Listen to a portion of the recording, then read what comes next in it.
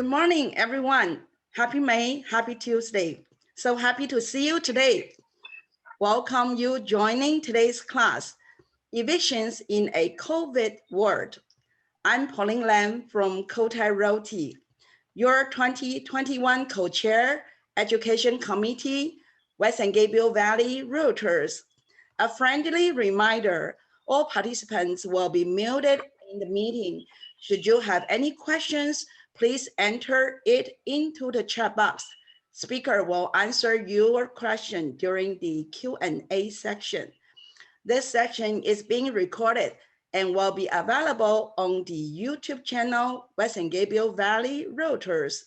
Now I'm so happy to invite Jeff Huang, our Education Committee member, to introduce our very special speaker today, our good friend, Attorney Paul P. Cheng. Jeff, the floor is yours. Thank you, Pauline. Good morning, everyone. My name is Jeff Huang from eXp Realty. The Education Committee of the West San Gabriel Valley Realtor is happy to host today's hot topic. And we have the perfect guest speaker to help us navigate this challenging topic. Evictions in a COVID world. Now, I have the great honor to introduce our amazing guest speaker, Attorney Paul P. Cheng. Attorney Paul Cheng opened his legal practice in 2006 and has since then processed over 1,000 cases. He is an award-winning attorney. Paul has spent countless years helping us, realtors, with his extensive legal experience. You may know him as a warrior or as a lawyer or both, but he is more than that, as he served as a deputy city attorney at the city of Hesperia, mediator at the LA Attorney's Office, professor at California State University, president of the Kiwanis Club and the Chamber of Commerce. He is not only an esteemed member of our real estate community and legal community, but the community at large. And just recently, he started serving as the mayor pro tem for the city of Arcadia. Without further ado, let's give a very warm welcome to our special guest speaker, Attorney Paul P. Cheng. Well, thank you, everybody. I am excited to be here. Thank you so much for the chairs, Jeff Wong and Pauline Lam, both, which are just friends that I've known for years. Today, it's going to be a little bit different. Typically, when I lecture, I do have a Q&A section in the very end. Now, there are a couple of issues. First of all, I don't believe I can be able to finish all of this within 45 minutes. Secondly, I'm sure some of you know, is I am Mayor Pro Tem of the City of Arcadia. I'm dealing with a small issue with my city, and I'm trying to stay on as long as I can. My recommendations for the Q&A, we've received about 20 Q&A questions into our office. Another 3 or 4 that have gone into the chairs. I'm gonna ask you guys to provide all of your questions over either to the chair or Fong. I'm gonna put together a memo that we can be able to distribute to everybody. The reason why I think the question and answers are going to be more difficult this time around is because they're very fact specific. Examples like on the Ellis Act, although somebody asked me whether I do them, I've done them before, obviously. But the Ellis Act, in this specific instance during COVID, there are some amendments to it. Somebody had asked me about selling within LA City proper and their specific facts. So these examples that are so fact specific are not going to help the general group because they're so fact specific. But I believe if they're written down and I can answer them specifically, I think it's going to help everybody. So we're going to need to find a way at the end to have questions go to one specific location. It's going to come over to me. I'm going to assign it to the attorneys at my office, and we're going to distribute it to the attendees probably around Thursday or Friday. All right, so let's begin. I'm so excited to be here, and I need to share my screen so that you guys can all see as well. All right, great. So thank you so much for giving me an opportunity to be here. My name is Paul Cheng.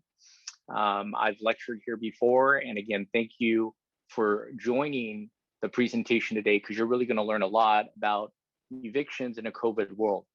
The presentation today, obviously, as a disclaimer, are for general educational purposes only and not intended to provide specific guidance or legal advice, particularly all of you that are here today.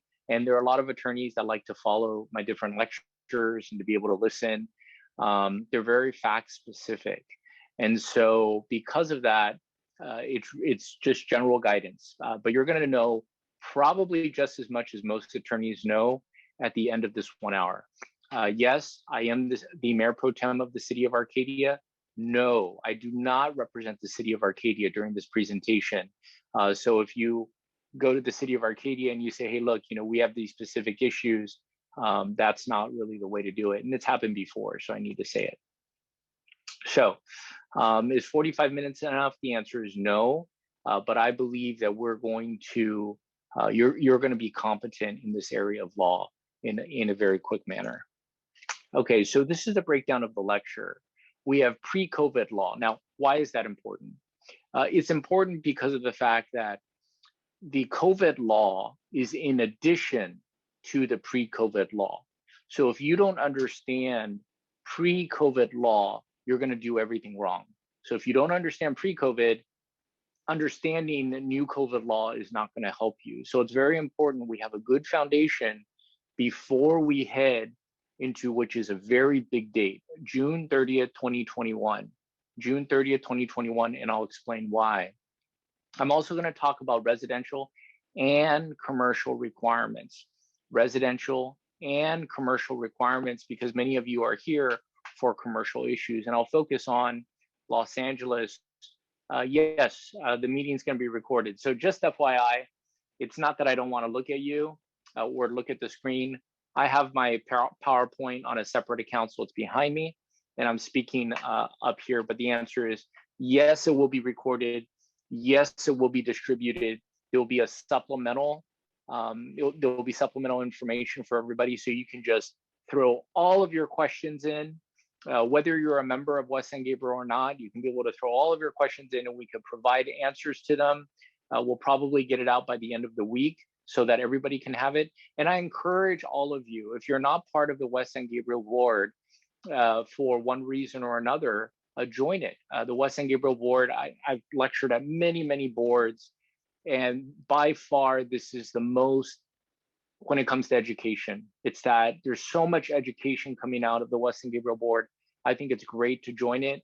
I think it's great to join it even if you're not a realtor or an agent, because of the fact that a lot of the information that comes out of the West San Gabriel board helps many different industries. And then I put here, originally we're going to do a Q&A. I don't think I'm going to be able to do it because of the fact that I'm dealing with pretty serious issue in the city of Arcadia. And many of you know, it's the tiny homes project that we have in the city of Arcadia that I need to deal with.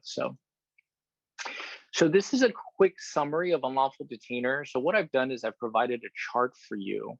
And what this chart does is it allows you to know pre-COVID what you would do and what steps are available for you if you're going to evict someone when someone doesn't pay rent. That's the main purpose of this lecture today. It's about rent. When rent is owed, how do you evict somebody with all of the laws that are in place? So I just wanted you to just quickly see that I've provided a chart. I'm not going to go over the chart in detail because this is really something for you to read. So typically, when a person doesn't pay rent, you serve them a 3-day notice, or any other notice that's required under the law. And then the right square basically is the tenant moves out or pays. Note that if the tenant does pay within 3 days pre-COVID, then you are not going to be able to evict them. The bottom square is that if the tenant doesn't move out, then you file a summons and complaint and a filing fee, a case number is assigned, and you get the summons and complaint.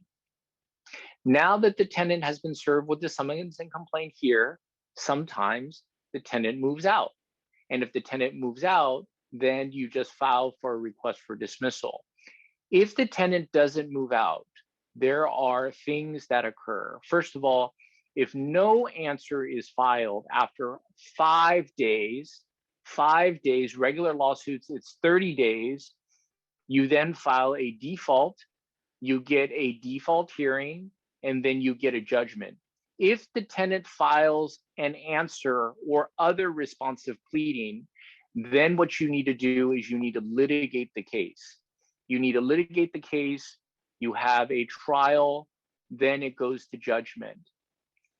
The next one is once you obtain a judgment, assuming that the tenant has been litigating the case, then the tenant moves out on their own, or if the tenant doesn't move out on their own, then what you need to do is you need to get a levy from the sheriff. And then there's a final eviction. So I'm just going to summarize that really quick. When somebody owes you money pre-COVID, what you need to do is you need to give them notice. When you give them notice, it's typically a 3-day notice. When you give them a 3-day notice and they pay, you cannot evict. If they do not pay, then you file a lawsuit. The tenant sometimes moves out or they defend the lawsuit. If they move out, fine. If they defend the lawsuit, they either move out or do not answer. If they do not answer in 5 days of you serving the lawsuit, you then get what's called a default judgment, and then you're able to evict them. If they attack the lawsuit and they defend the lawsuit, you're going to litigate the case. And then once you win the lawsuit, you then get a judgment. The tenant moves out automatically. You say, hey, look, I'll give you 10 days, 15 days, 30 days. They move out on their own. Or what you need to do is you need to take the judgment over to the sheriff, and then the sheriff will evict. Now, why is the sheriff important? Because frequently in the city of Arcadia, we have our own police department. We are given judgments to enforce, and we need to tell people, I'm sorry, you got to go to LA County to enforce. That is evictions. It's not very hard. It's not hard. But some of you that are coming in are brand new. You may be property owners. You may be agents where the property owners has said, please help me evict somebody, and then you'll be able to sell my property. Therefore, or you're purchasing a piece of property with the tenant that has not paid. So this is a very important chart for you to understand. Now, there are certain rules in place that are very, very critical to help you understand evictions. First of all, you cannot do self-help. Everybody says that. What is self-help? Self-help is walking into the property, turning off the electricity, even turning off the Wi-Fi, all with the intention to influence the tenant to leave.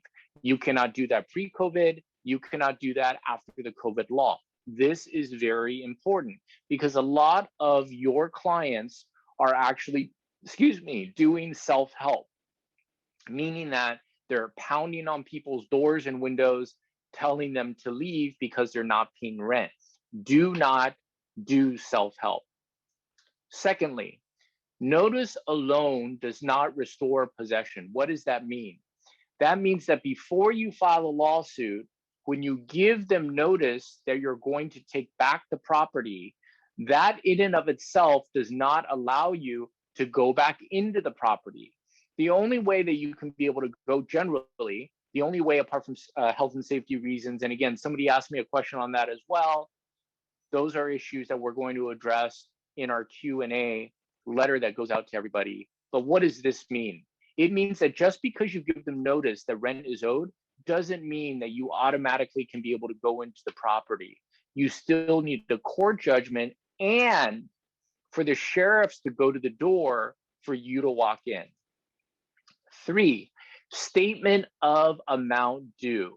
So just to let you know that if you serve a statement of amount due pre-COVID and post-COVID on a 3-day notice, and again, I talk about pre-COVID, post-COVID, because you need to learn this pre-COVID, then you will also be able to do it post-COVID. So on a 3-day notice of amount that's due, you cannot overstate the amount. So this case that I put on here, $5.96 was overstated on $1,078. And what ended up happening is that a 3-day notice was invalid and the lawsuit was dismissed. So I want you to know that for residential properties in particular, a 3-day notice needs to be pre-COVID accurate as to the rent that's due. Next one, you can serve an estimated 3-day notice, but it has to be reasonably estimated. Reasonably estimated. This is a very critical issue because for commercial people, a lot of times there's a lot of different numbers that are in play. A 3-day notice on commercial property can be reasonably estimated as long as it's clearly defined that it's an estimate. Another issue in terms of refusing rent is just additional information is that although you don't have an obligation for certain things, you have an obligation to accept the rent if given to you. And what's very important is that your notice on the 3-day notice needs to tell the tenant how to give the money to you. If you make it very difficult for them, then they can be able to say that it's too difficult to be able to pay you. And that is a very good defense on a landlord-tenant UD action. Perform or quit. This is actually very good on a perform or quit. So a 3-day notice means that you can cure. There are other portions of your rental agreement that somebody cannot cure. I'll give you an example. Let's say that in the property, they suddenly are growing marijuana. That's not a rent issue. That's not a rent issue. It is a breach of the agreement in a different area. Now, the reason why I share this is because the unlawful detainer courts are open. They are not closed. The unlawful detainer courts are open for non-rent issues. Non-rent issues. So I'll give you an example. A non-curable breach is an assignment, sublease, or commission of waste in breach of a rental agreement. Let's say that you did not allow the tenant in your agreement, it says that you cannot assign or sublease your lease. And what ends up happening is that the tenant, maybe to make more money, has decided to sublease. That's not a rent issue. That is not a rent issue. That allows you to go in and be able to evict them, even right now. Why is that important? Because a lot of landlords right now are so scared to proceed that they don't realize that the law is still on their side for non-curable breaches. Non-curable breaches. Are you guys able to hear me, Pauline? Is everything okay? Yeah? Okay. All right, great. You know, typically I'm so excited when I'm here, and I am excited to be here.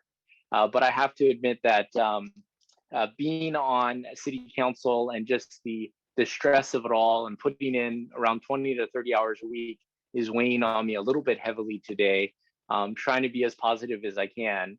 You know, don't mean to be grumpy if I am. So there are certain agreements that are automatically illegal.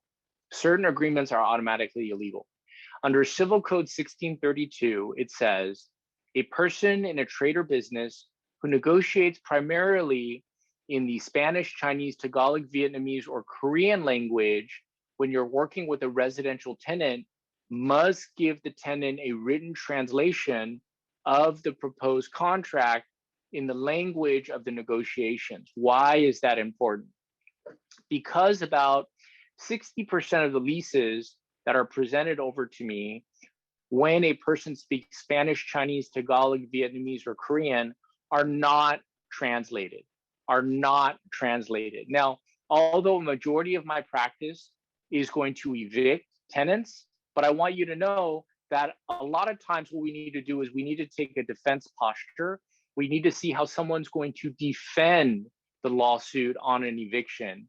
And I can be able to tell you that around 60% of the leases that I see, I always ask the same question.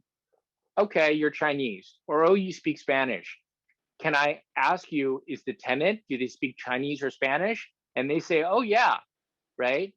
If that is the case, you need to get, and this is a residential tenant, you must get it translated into their language. If you do not, the contract is invalid. You will not be able to evict. It'll put you in a very difficult situation, because the question then becomes, is it now a 30-day notice? Is it, does it fall into a month-to-month? What are the requirements? They've been there over a year. Is it over 60 days? What do you need to do? Very difficult position for the attorney to be in when the situation is happening, okay? Now, in terms of this specific issue, if you are able to overcome the 10 issues that I have presented, you will likely win your lawsuit as a landlord pre-COVID. But post-COVID, all these 10 issues, you have to deal with them. All these 10 issues you have to deal with. So these 10 issues are the typical way that I see tenants winning their lawsuits. So these 10 things are very important. Now let's talk about litigation. Litigation is very different in unlawful detainer. So once you file a lawsuit, that's called litigation. Everything is very, very short. Everything is very short, including discovery. So I'm going to talk about the discovery. I'll talk about other issues as well. But discovery in the United States is the pre-trial phase in a lawsuit in which each party, through the law of civil procedure, can obtain evidence from the opposing party by means of discovery, including requests for answers to interrogatories, requests for production of documents, requests for admissions, and depositions. So in unlawful detainer, you get full discovery. Now, most of the time, attorneys do not serve discovery because of the flat fee nature of litigation as it relates to eviction. So most attorneys, it's kind of like, I'll do an eviction for $1,000. Another attorney says, I'll do it for $750. Another attorney say $495. I've seen a $199. I've seen a $99 with a fruit basket. It's become that type of business. So most attorneys do not want to engage in litigation. I disagree when it comes to discovery. Discovery against the other side comes in two forms, written discovery and oral discovery. Written discovery asks the other side in a written format to justify their position. Oral discovery comes in the form of a deposition. In the United States and California, a deposition is out of court oral testimony of a witness that is reduced to writing for use in court or other related discovery purposes. Although it is out of court, it is under penalty of perjury. If you were to ask me what I recommend, if I was to choose a device and I want efficiency, do what's called a request for admission. So let me just see real quick. Okay, I'm going to skip there and go back to slide 3. A request for admission basically asks the other side to admit or deny, essentially ask them to admit or deny. If they do not answer, you can file a motion with the court to basically have the admissions deemed admitted. So I'll give you an example. Let's say that you are litigating a case and you ask the other side, admit that you breached the agreement. Admit that you owe the landlord money. Admit that the sky is pink. Now, you could ask anything you want. Because of the flat fee nature of this business, the other side will not respond. If they do not respond in 5 days, only 5 days, you can file a motion with the court and deem it admitted. And what that means is they cannot in court deny it. So now it's already admitted. Why is that important? Because I think tenants are really going to be fighting really hard this time, when before tenants really didn't fight that hard. And I think it's important that if you are filing these lawsuits to evict the tenants, at minimum, do a request for admission. If you're defending a lawsuit,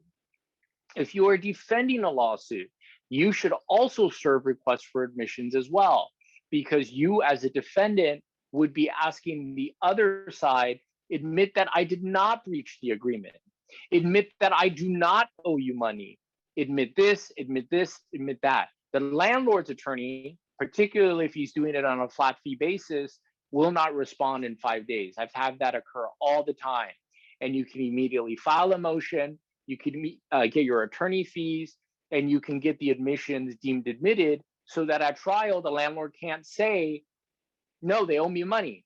The court would say, no, the request for admissions, you've already admitted that they don't owe you any money. So this is something important for everybody to understand. This is actually a repeat that I did earlier, obviously, is that full discovery is permitted in all unlawful detainer proceedings. Although everything is on a shortened basis, the 5 days is the amount of time that you have to respond to discovery. So I'll give you an example. Let's say that you go after the tenant for rent on a commercial eviction, and the tenant asks you, give me all of the documents to show the triple net. I want to see all the CAM charges, all the checks. I want to see all the invoices. As a landlord, you're like, well, I don't want to give it. What does that have to do with unlawful detainer? And then the other side begins to pound you, file motions against you. It can get really ugly if you are a landlord and if you refuse to participate in discovery. Something to think about. And thank you so much. I see the questions flowing in, and I'm just so happy that this is occurring. Hopefully I'll be able to answer all of the questions that you guys have. And if possible, be as specific as you can, so that when we do send the responses to everybody, we can be able to address those issues. If you are a defendant, now a lot of you that are here are pro-landlord, but I want you to know that you need to think from a defendant standpoint, and therefore I have it here, and some of you are representing tenants. So if you are a defendant, file what's called a demur. A demur will allow you to extend the time to file your answer for a period of time. A demur is typically heard about 1 month out. Even if you lose and you have a good basis, a demur is going to be very good. If you feel that the notice that was provided was inaccurate, file a demur. A demur is very, very good. Ask for a jury trial. There have been no jury trials that I'm aware of in the state of California. I heard that there was one in Orange County. I've seen a couple of jury selections, but I have not heard of a jury trial go to verdict in the state of California, at least within the last year. If you ask for a jury trial, that's going to postpone the time that the landlord is able to evict you. And I've told everybody this, I've told you guys this, I've told everybody this, is that I don't believe that real evictions are going to occur with the sheriff going out till about October of this year. So I've been pretty accurate so far about the COVID evictions, but I really believe jury trials are going to extend that even farther. And then obviously I've talked about it before, participate in discovery. Now, here is the real lecture time. It is COVID time. Thank you so much for being patient. I know a lot of you are pulling your hair. I know about the 3-day notice. I know about this, right? But now that everybody is competent about pre-COVID, now is the real lecture. It's COVID time. So for those of you that do not know or do not understand me or feel that I'm inadequate, please, this link right here that I have before you is the link for all 50 state laws on COVID. I'm going to repeat that. All 50 state laws on COVID are here. For California, 98% accurate, 98% accurate. Now, why do I share this with you? Is because a lot of times when I'm lecturing to attorneys, they really don't know where to go. This is where you go. All of the attorneys that I'm aware of that are encouraging each other are going to this specific link. If you go to that link, it not only has California law, but it also gives you, again, law of all 50 states, but also the county moratorium law. That is such a critical element right now in relation to eviction of tenants in Los Angeles. And it also has City of Los Angeles law. For those of you that have sent me a ton of questions on the City of Los Angeles, they are here. So again, use my PowerPoint, use this link. Yes, it is very long, but I promise you, you are going to learn everything about COVID, because all the attorneys that are calling me and asking me, hey, I need help, I'm saying I'll help you, but this is where you start off. This is where you start off. I can tell everybody's like so excited. They just don't want to say because they're muted. All right, so there is a lot of confusion during COVID. I have to admit that. There are many laws that overlap each other, state, county, and city laws. Nobody knows what's going on. However, if you learn anything else apart from the link that I just shared, understand this: unless extended, July 1st, evictions based on non-payment of rent can proceed. So July 1st is a critical date. Now, I told you that I've been right about COVID thus far in terms of the amount of time needed to evict. I don't have a crystal ball on whether they're going to extend it. I'm telling my clients as of June 1st. So what I'm doing as of June 1st, I'm lining up about 200 clients. We're getting together. Within the first week, we are going over the documentation, doing all of that so that we can proceed on July 1st. So my recommendation is, if you don't know what's going on, don't despair. You have until July 1st to begin evictions, not before, in regard to non-payment of rent. And I believe if you do everything right throughout the month of June, you can proceed, commercial and residential, to proceed on evictions. So forget about everything that occurred before. Forget about all the different laws you heard before, not on my PowerPoint, but all the laws that you were hearing and all that. There are two laws that you need to be familiar with. One is SB 91. SB 91 is a law that extends all across the state of California. And the second one, obviously, is going to be the moratorium that I will explain. So SB 91 is a state law.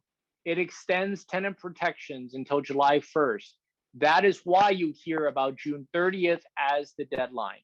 Okay, so SB 91 is very important because it is a state law. Everybody has to comply with it. 2, a 15-day notice, not a 3-day notice, is required for non-payment of rent.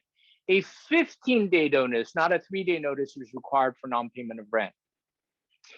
In general, a tenant cannot be evicted if they return a declaration of COVID-19 financial distress.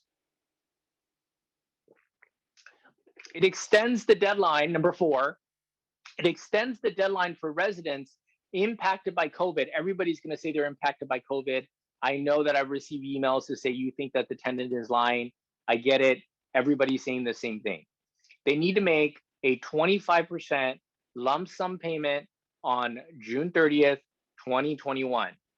25% payment, June 30th, 2021. Now, here's another problem, and nobody is talking about it because everybody wants to talk about COVID law, not pre-COVID law. It requires the landlord to provide hardship forms so that a tenant can say, I have a COVID problem in the language executed. Here's a question I have for you. Was it in Chinese? Did you speak to them in Chinese? Did you speak to them in Spanish? Did you speak to them in Tagalog? Are they suddenly going to say as a tenant, oh my God, I don't speak English. I don't speak English. I only speak Chinese. That's going to be a big problem for you, because if you did not give them a lease agreement in the language that you think they're going to fight with you on, you're going to be in a huge amount of trouble trying to evict the tenant. Now, I get it. Landlords are going to say to me, but I spoke to them in English. I spoke to them in English. This is a very difficult argument, because you're suddenly going to find the tenant walking into court and saying no English, right? You're going to be like, but I typed to you in English. You're going to be like, no English. And that's going to be very hard for you, because SB 91 requires the response by the tenant. You need to provide them a whole bunch of information. The 3-day notice before was just it's like half a page, really short. The 15-day notice, it's super long. It is like, it has so much information on there that many attorneys they've never seen anything like that before. And I still see 3-day notices going out by attorneys. Please stop, right? It's the 15-day notice now that controls under SB 91. Please read SB 91, because I feel so bad when I speak to attorneys or landlords that are coming in and they're not doing this right. They're not doing it correctly. This bill, on or before February 28th, would require a landlord to provide an additional notice who, as of February 1st, has not paid one or more rental payments. What does this mean? Look, just give them another 15-day notice. I understand that the landlords think they've done it right. SB 91, when you read it, is a little bit confusing. Just give them another notice. I'm going to give them another notice. If you're going to do it because you want to do it by yourself, just give another notice. Just trust me on this. 15-day notice, please give it. Simple as that. If you do not send the required notice, it's not likely cannot evict. You cannot evict. You cannot evict, all right? Any civil action for rent cannot be brought until August 1st. What does that mean? So earlier we talked about the 25%. Landlords are now asking, what about the other rent that was owed to me, the 75%? You can sue them. You cannot evict them for the 75%. Now, here's another issue. Many landlords are saying, okay, you give me 25% of rent that's due, and then let's say the tenant pays you another 25%. I'm going to retroactively apply it to the back rent, right? That makes a lot of sense. You owe me $50,000, right? And then the tenant pays 25% of that. All right, so the tenant pays $12,500. Then the tenant pays you another $12,500. And the landlord says, okay, that makes up for the rent that was owed. That is illegal. That is illegal. As of July 1st, when the tenant pays you 25% and they pay you anything more than the 25%, you need to apply that for the future, not the past. The future, not the past. If you apply it to the past and you do not apply it to rent that is concurrently being due, you will lose your lawsuit. You will lose it. Please don't do that, okay? Actually, I feel really thankful today because you're kind of getting my mind off of a lot of the issues that are currently going on. So I'm getting a little more excited. So, all right. So what is the declaration of COVID-19 related financial distress? It means the following statement: that will be translated into the language that the other side claims they speak, okay? I am currently unable to pay my rent or other financial obligations under the lease in full because of one or more of the following reasons: loss of income, out-of-pocket expenses, increased expenses, childcare responsibilities, increased costs for childcare, or attending to an elderly, disabled, or sick family member directly related to the COVID-19 pandemic. And number 6 is a catch-all: other circumstances related to COVID-19 that have reduced my income or increased my expenses. Any public assistance, including unemployment insurance, pandemic insurance, etc. These are all things that they could be able to claim. You have to provide and give them the reasons for them not to pay you. You need to give it to them. You need to translate it to them. That's going to be the valid notice. As crazy as that sounds, if you don't provide help to the tenant to be able to get information to you as a landlord, you will not be able to evict. It's that simple. Where are we on in terms of time? 11:42, okay. So again, lawsuits, here is a problem about collecting rent. If you are seeking to collect rent, back rent, you have to comply with the following. Even if the tenant defaults, I believe that the court is going to require you to show these things. You have to show the court that you have made a good faith effort to investigate whether government rental assistance is available. You have to show the court that you've made an effort to investigate, not the tenant. And you have needed to seek governmental rental assistance for the resident. I believe that right now in LA County, the application that you can file, you can get up to 80% of the rent that's owed, but you have to waive the 20%. That's a way to show that you sought governmental rental assistance for the resident. And you cooperated with the resident's effort to obtain rental assistance from any governmental entity or third party. So if the tenant comes to you, because a lot of landlords are upset, the tenant comes to you and says, hey, landlord, can you be able to sign this for me? Right, I need to show that I actually owe money. And you're like, I didn't want you now. I didn't want you then. I don't want you here. I can't wait for July 1st to occur. If you aren't able to show these things, you cannot be able to sue them. I mean, you can, but you're likely, even on a default judgment, you're not going to be able to win. Conclusion, you probably aren't going to get back your back rent. Why? Because 99% of landlords, including my own clients, they don't want to deal with these tenants that have stopped paying. It's a pretty serious issue. Real quick. Okay, my computer froze. It's so scary. Okay, what about commercial tenancies? Basically, commercial tenancies, so earlier SB 91 is for residential. Governor Newsom's executive order 98020 grants local governments the authority to control for commercial tenants. Los Angeles County has done that. So many local governments have enacted commercial eviction moratoriums that have the effectiveness of the protections, and they will expire on June 30th. I've not seen a county extended past June 30th. In terms of the LA County moratorium, the county's moratorium is not a cancellation of unpaid rent during the moratorium. Tenants with 9 or fewer employees will have up to 12 months following July 1st to repay any past due payments. Tenants with 10 or more, but less than 100, have 6 months, and they need to pay it back in equal installments. So it's divided by 6. A lot of people are asking me that for Los Angeles County and your commercial, if you're 9 employees or less, do you have to pay it? Can they pay it 12 months later, or do they have to pay it in installments? I've actually written to LA County about this issue. As of right now, they have not written back. And what that means for me is that for 9 or fewer employees, they don't have to pay it in equal monthly installments. I'm sorry.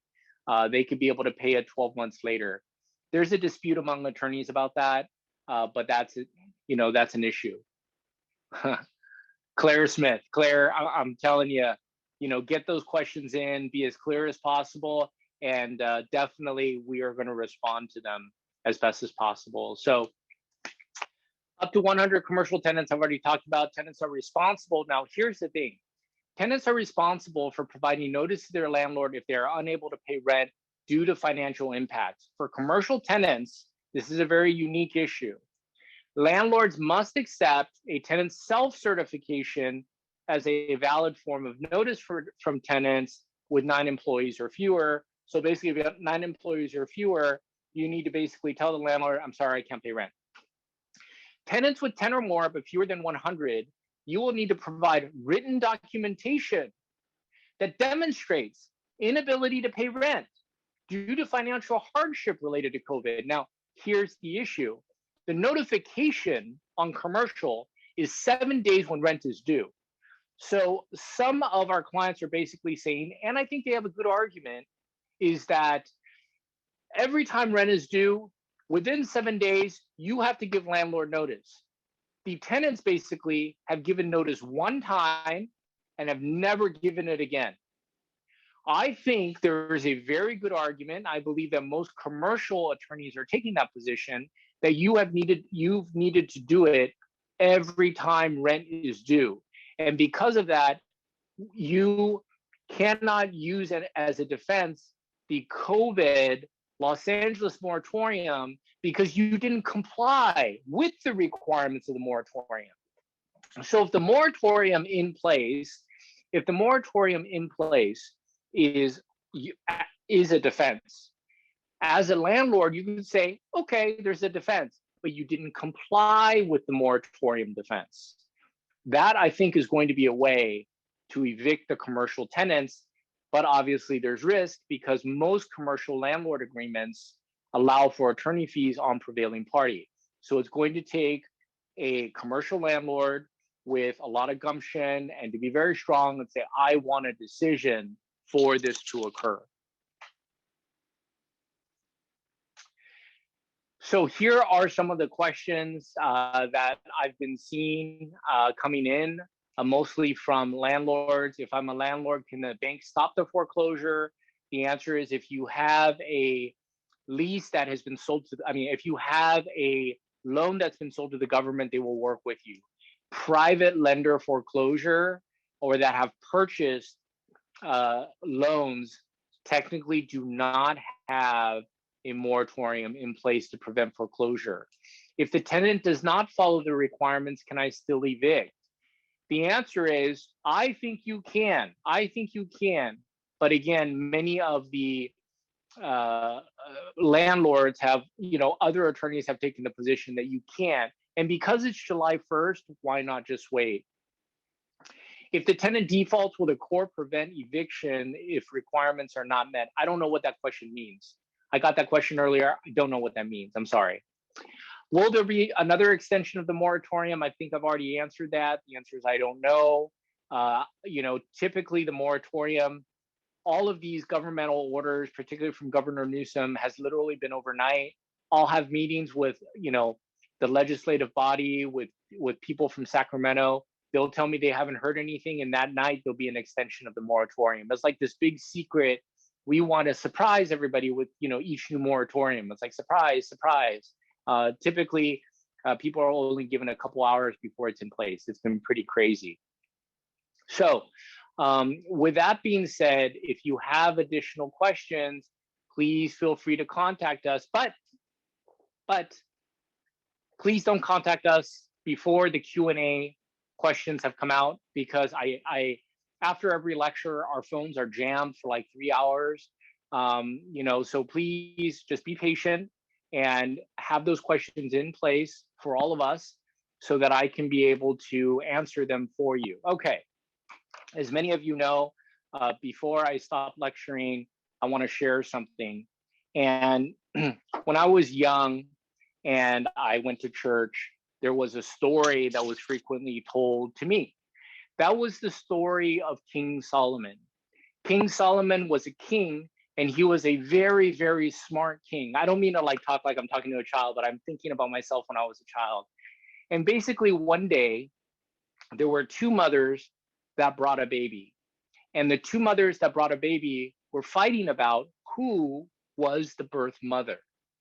And the king told one of the soldiers to grab the baby by the feet and to split the baby in half because he couldn't figure out who was the birth mother. And basically one mother got up and said, yes, cut the baby in half because it is fair, it is just, and it is right. The second mother, through her tears, suddenly got up and screamed, please give the baby to the other woman. I am the mother, but please, we must not kill the child.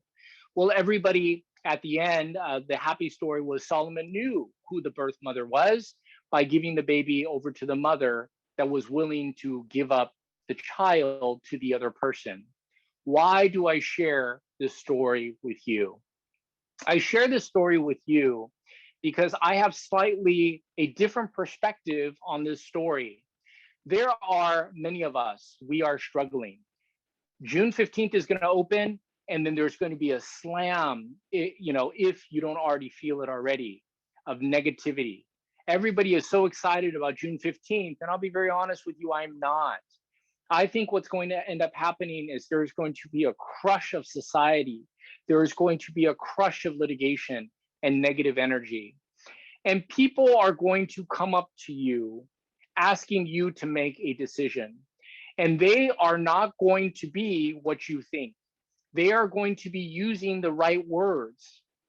They are going to be saying that the decision should be just, it should be righteous. All of those words that you would use, but you know what's going to happen if you make the wrong decision? You will kill the child. Many of you have a child. For me, it is the city of Arcadia. For you, it could be a client or a project or a family structure. And people are going to come up to you with the jam of information, with all of the negativity, and they are going to say, kill that child because it is right. Kill that child because it is just. Kill that child because it is righteous. So I just ask for you to pause as we come into June 15th and subsequently July 1st. I need you to pause before you make the decision and to remember that the preservation of what makes things great and all of the good things that you did during COVID can actually occur after COVID. I remember in the city of Arcadia, there was 60 days in which we fed our first responders. 60 days. Every single day we fed our first responders. It was the first time in the state of California. I remember during COVID, residents getting together, calling each other, making sure that they were okay. People of different backgrounds, people that didn't speak English were checking on each other, giving each other masks, giving each other things. The question is, just because life is restarting, should those things stop? And the answer is no. So I invite you to continue to extend the love and the acceptance. And do not fall into frustration, uncertainty, and despair that is going to occur. Because during the time of COVID, you could have, but you won. You won, and you will win again. So thank you so much for giving me an opportunity to be here today. Time now is unfortunately at 11:55. I will break away, but I do promise you that you will send a bunch of questions. We're going to have probably a 20 to 30 page Q&A going over all of the questions. And again, in eviction, don't forget, learn pre-COVID, then learn COVID, and then evict correctly. Thank you very much. God bless you and have a good day. Thank you. I'm going to break away. Bye-bye. Thank you, Paul. Stay for 1 minute. Let me do a final thank you to you. Okay, I want to thank Paul and Jeff for this wonderful section. And Paul, thank you very much. You include WSGVR education class. Spend your time to educate our fellow realtors. We really appreciate. And thank you for your expertise and your love and your valuable time. Your powerful presentation really benefit to all of us to learn pre-COVID and during the COVID and even the post-COVID. How should we do? Pay attention, learn all those detailed items, and then think about to prepare the reopen. And we want to thank again, you teach us so much for eviction in a COVID world. On behalf of West and Gabriel Valley Realtors, we would like to appreciate and thank you for your valuable presentation to us today. We hope to see you in person soon. Yes. With West and Gabriel Valley Realtors Auditorium. And again, we want to thank you, and we want to remind you attend our next June 1st. The meeting is talking about the loan, how the pandemic affect the mortgage industry. Very interesting topic too. Let us learn and continue to exchange information to each other to grow ourselves and help our realtor. Everyone can contribute to our community with our great love. Thank you, Paul. We thank you so much for your presence with us today. We love you. All right, thank you. All right, we love you. Bye. Bye. Bye-bye. And Bye. bye-bye. And then for all of you, I want to spend time to remind you, enroll our November 2nd new RPA form class. And with a first 100 registrants, you can get $60 only. You save $15. CAR charge $75. So we encourage you, just enroll right now and get a benefit, special benefit for St. Gabriel Board's member. If you are no member, we still charge the lowest price, $68. And grab your seat because we will have our very, very special guest, Mr. Golf Hutchinson, only conduct 4 class with among the California Association and Sierra's Zoom meeting.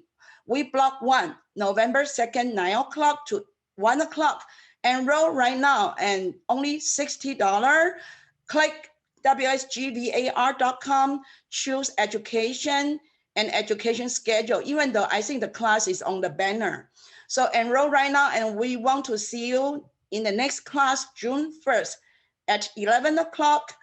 A speaker will be Kevin Young, CTBC Bank Corporation. And also invite you for this coming Thursday's Emma's Breakfast meeting. We have an all-star panel for the title rep to talk about important issue for the title insurance. Thank you so much. Thank you, Jeff. Thank you, all of you. We want to enjoy next meeting together with you. Bye-bye.